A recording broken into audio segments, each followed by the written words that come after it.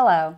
As we head right into the spring market and the multiple offers, I want to use this video to remind you that the special provisions regarding appraisals have caused many litigious issues, and the intent behind these special provisions are better handled under paragraph 3 of the contract. I invite you to go back and review my 2015 videos on appraisals, which were March 13th, April 24th, May 8th, and June 5th. But today, let me give you an example of what I would consider to be a well-written special provision and teach you how it can more easily be handled under 3A, 3B, and 3C of the contract.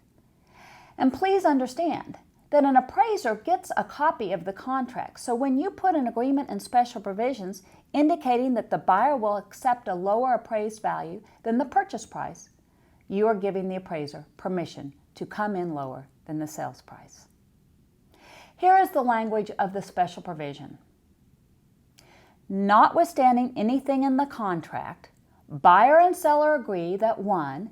In the event the property fails to satisfy the lender's underwriting requirements as far as appraised value, buyer shall deliver additional equity not to exceed $8,000 at closing to satisfy such lender and allow lender to loan the remainder of the sales price based on such appraisal, and 2. If the cap limit set forth in 1 above is insufficient to satisfy the lender, buyer may deliver notice to seller and terminate this contract and the earnest money refunded to buyer. Boy, that is a long special provision. But this special provision does acknowledge that the contingency under the contract is not that the property appraises for the sales price, but that it appraises at a level sufficient to get the loan amount the buyer needs or wants in order to buy the property. So what does this special provision really accomplish? It requires the buyer to put more cash down up to a cap, in this case $8,000. And if the amount required exceeds that cap, meaning the appraisal came in so low that the lender cannot give the loan even when the loan amount is reduced by $8,000, then the buyer can terminate the contract all the way up to closing, just like paragraph B2 of the third-party financing addendum. Can't this be handled under paragraph 3 of the contract then? If the buyer is good with putting more cash down, then I encourage you to have the buyer write the contract with the $8,000 more in 3A, $8,000 less on the loan amount in 3B, and keep 3C the same. This accomplishes exactly what the special provisions is trying to do without giving notice to the appraiser that you think the property may not appraise, and practicing law without a license.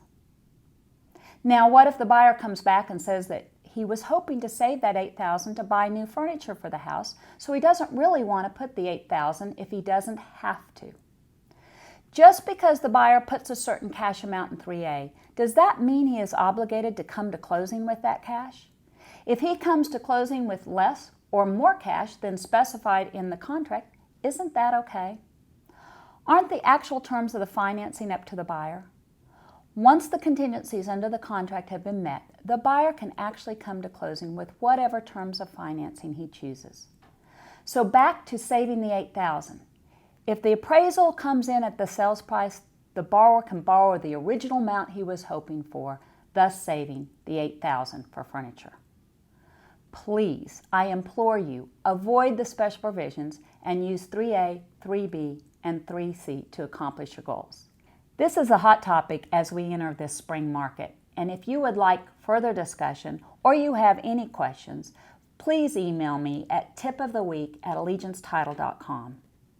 Allegiance Title is your resource for results, and I look forward to seeing you at the closing table soon. Thank you.